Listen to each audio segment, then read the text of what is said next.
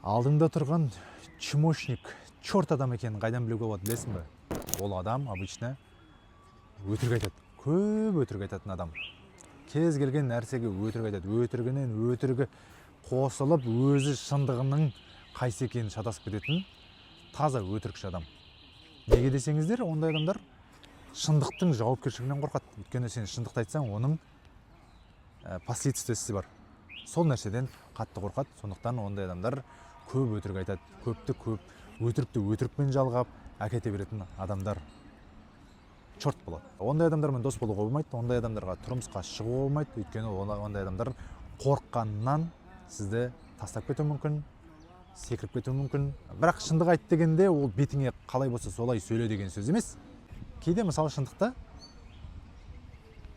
сұрамаса айтпау мүмкін, бірақ сұрап тұрған кезде шындықты айтпау бұл черттың белгісі да. Сондықтан осындай черттарға жіберіңдер.